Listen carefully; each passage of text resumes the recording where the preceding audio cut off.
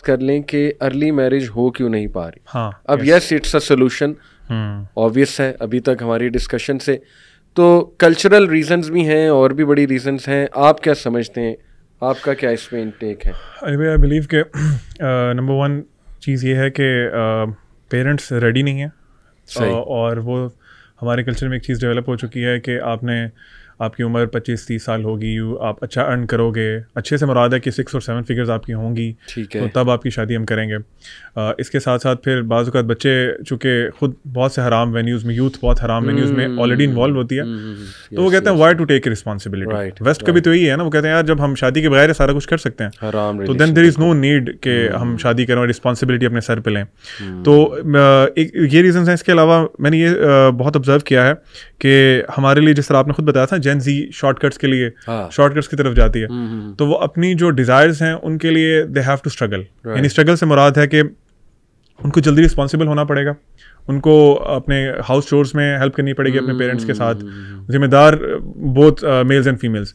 लेकिन जब वो उस तरफ नहीं आते तो वो कहते हैं चलो ठीक है यार, वी हैव एन अफेयर। मैं एक बॉय को जानता हूँ, वो उससे मैंने कहा कि यार आपके ना, उसके पेरेंट्स ने कंप्लेन की मेरे से कि इस भाई को थोड़ा समझाएं, इसके ना लड़कियों के साथ अफेयर हैं। तो मैंने कहा यार आपके मतलब how can you bear this, कि आपकी अपनी फैमिली भी है और आपकी सिस्टर्स भी हैं और उनके साथ अल्लाह माफ़ करे कोई ऐसा मामला हो। कहते कोई बात नहीं, इट्स ओके, उनका भी तो राइट है ना, वो भी कर लें, कोई मसला नहीं है। और कहते हैं अलीम भाई मैं बस हर एक महीने में ना 1-2 लड़कियों के साथ होता हूँ और मैंने कम किया है, लेकिन कोई मसला नहीं है, मैं बस हैंग आउट करता हूँ और बातचीत करता हूँ। तो आई बिलीव कि जो कल्चरल हर्डल्स बहुत ज़्यादा हैं शादी में, फिर फॉर एग्जाम्पल रिश्ता ढूंढने में मसले मसाइल हैं, हमारी चॉइसेस में मसले मसाइल हैं, हमारे स्टैंडर्ड्स हैं बहुत फेक से कि ऐसा होगा तो हम करेंगे, हमें कोई नेक बच्चा मिल जाए, नेक लड़की मिल जाए, उसके लिए फिर हम फर्दर ऐसी ऐसी चीज़ें देखते हैं कि जिसकी वजह से वो रिश्ता नहीं होता। अल्लाह के नबी सल्लल्लाहु अलैहि वसल्लम की एक हदीस है कि अगर तुम्हारे पास, हदीस का मफ़हूम है, अगर तुम्हारे पास कोई ऐसा प्रपोजल आए जिसका तुम्हें दीन और उसका इखलाक अगर तुम्हें पसंद हो तो रिश्ता कर दो, अगर तुम नहीं करोगे तो ज़मीन में फसाद होगा। This is a clear indication जो हमारी सोसाइटी में आज हो रहा है। हम लोग दीन और इखलाक तो देखते ही नहीं है। बात कहाँ से शुरू होती है? लड़के के केस में पैसे, वो जॉब क्या करता है, लड़की के केस में वो कितनी खूबसूरत है, उसकी क्या क्वालिफिकेशन है। तो ये इसके बाद तो दीन तो बिल्कुल लास्ट में आता है कि कहीं पर पूछ लें तो पूछ लें। तो आई बिलीव कि ये जो हमारे कल्चरल हमने एक आप समझ लें कि चीज़ें बना ली हैं ना, डेवलप कर ली हैं, कुछ हमने हिंदुओं से ले ली हैं, उनके साथ ही हम रहे हैं इतने साल, तो वो चीज़ें बहुत बड़ी रुकावट हैं कि अर्ली मैरिजेस नहीं होती। और फिर लोग अपने अपने परसेप्शन, कोई डिग्री परसू कर रहा है, वो ख़त्म हो रही है 25-26 साल में जाके आपकी एमफिल पीएचडीज होती हैं, फिर की जॉब मिलती है। तो एक पुराना साइकिल है। मैं समझता हूँ कि every avenue in the society is against the institute of marriage. हर कोई कोशिश करे कि शादियाँ डिले करो बस किसी तरह। मैं आपको मज़े की बात बताऊँ, मज़े की तो नहीं, खैर एक अलार्मिंग बात, कि अभी मुझे एक कॉल आती है तकरीबन कुछ दिन पहले, और वो लड़का बहुत वेल सेटल्ड है, बहुत अच्छी कंपनी में, मल्टीनेशनल वेस्ट में रह रहा है, और उसके अल्फाज हैं, एग्जैक्ट कोट कर रहा हूँ। उसने कहा अली भाई मैंने MBA कर लिया, मैंने जो है ना वो मज़े चख लिए कॉरपोरेट के, सब कर लिया है, मेरी उम्र तकरीबन 29-30 साल जो है ना वो हो चुकी है, लेकिन यकीन करें मैं बहुत परेशान हूँ। यानी मुझे हर सक्सेस है, कहता है मैं गाड़ी ले सकता हूँ, मैं जो है ना वो कुछ खाना चाहूँ खा सकता हूँ, अल्लाह ने मुझे माल बहुत दिया है, प्रमोशंस हो रही हैं मेरी, यानी कैरियर वाइज मैं बहुत सक्सेसफुल। लेकिन गुनाहों के मामले में वो इतना परेशान था कि उसे समझ नहीं आ रही थी कि मैं क्या करूँ। तो देखिए मैंने भी उसे यही कहा कि यार अब आपने डिले इतना कर दिया, ठीक है ना, अब ये तो डिसीजन आपका, आपके पेरेंट्स का था ना।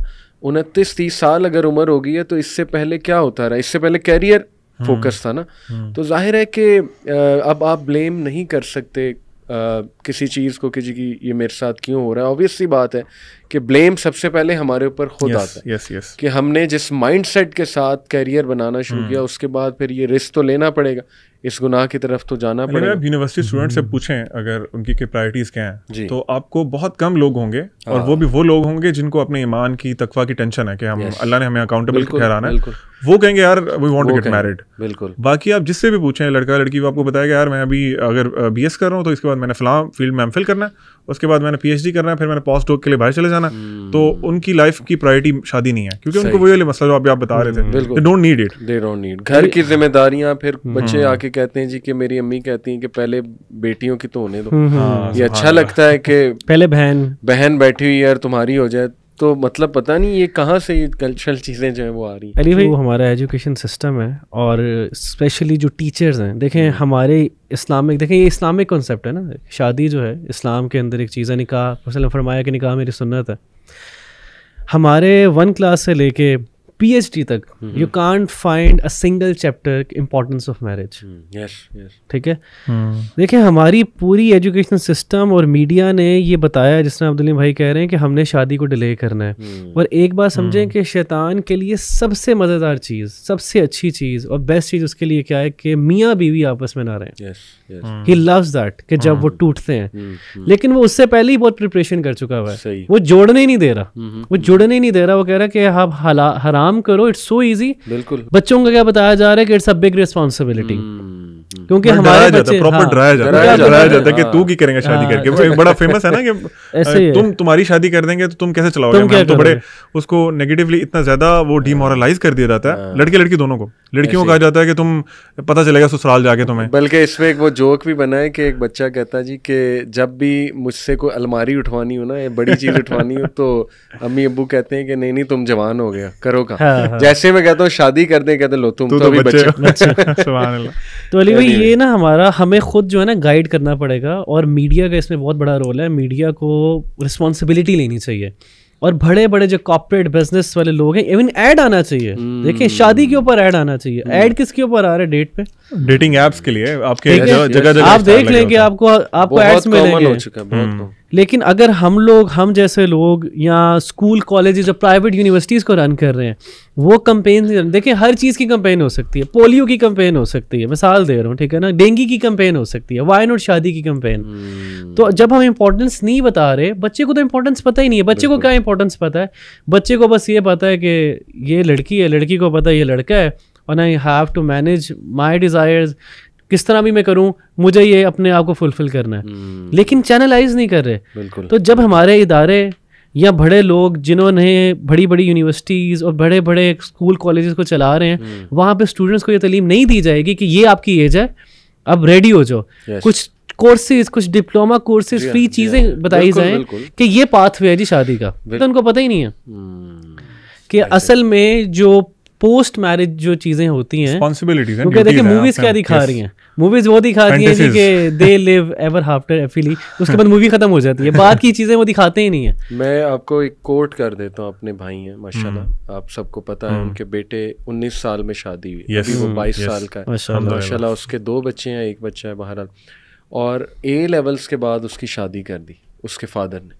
उन्होंने नहीं देखा, कमा नहीं रहा, ये नहीं कर रहा। बाय द वे कमा तो वो माशाल्लाह इस तरह से रहा था कि ऑनलाइन वो कुछ कर रहा था, एक कंपनी में काम कर रहा था, तो माशाल्लाह एक रीजनेबल सैलरी कमा रहा था। लेकिन I know his father, even अगर वो कमा भी ना रहा होता, उन्होंने कर देनी थी। तवक्कल की बात है ना, अगली आएगी तो कितना जो है ना वो खा लेगी, रिस्क अपना लेकर आएगी। मसला ये है कि अगर आप अगली फैमिली ही वो ला रहे हैं, ठीक है ना, जो पहले से डिमांड्स बहुत कर रहे हैं, या आपकी बहुत डिमांड्स हैं, सुपरफिशियल डिमांड, फिर तो जाहिर है कि मुश्किल हो जाएगा। लेकिन अगर आप इस्लामिक पॉइंट ऑफ व्यू से एक हम्बल फैमिली लाते हैं, और ऐसी फैमिली जो आपके साथ अलाइंड है, जो अंडरस्टैंड करते हैं कि नहीं हमारी बच्ची कम में भी चलो खुश हो जाएगी, मेन बात है इनका ईमान बचना चाहिए, बच्ची का। आज माशाल्लाह वो बच्चा, मैं देखता हूँ उसकी लाइफ में बरकत है, नाम इसलिए नहीं ले रहा नज़र ना लग जाए, और वो जा रहा है मदीना यूनिवर्सिटी पढ़ने के लिए माशाल्लाह, अपनी वाइफ को साथ ले जा रहा है, स्टाइपेंड मिलेगा उसे वहाँ जाके, आलिम दीन बनेगा, प्रॉपर शादी हो चुकी है, फितनों से महफूज हो चुका है माशाल्लाह। अली भाई हमारे वॉलंटियर्स हैं 5-6 हमारे वॉलंटियर्स हैं, young volunteers, they are like 20-21, they are married. उनके पेरेंट्स यानी पेरेंट्स बकायदा उनको सपोर्ट कर रहे हैं, they are still studying, they are students universities में पढ़े, उनकी वाइफ भी पढ़ रही हैं, तो पेरेंट्स जो है उनका खर्चा उठा रहे हैं। अब आप ये नोट करें, और उनकी ठीक जा रही शादी, एवरीथिंग इज फाइन। देखें obviously ups and down, part and parcel वाली चीज होती है, लेकिन देखें उनको ये पता चल गया, दे आर प्रैक्टिकल, देखें उनकी लाइफ पता चल गया, ये रिस्पॉन्सिबिलिटी है। अब वो डाइवर्ट नहीं हो रहे, एनर्जी चैनलाइज हो गई है। देखिए हम हराम से बचा लिए उनके पेरेंट्स, ये सबसे बड़ी बात है।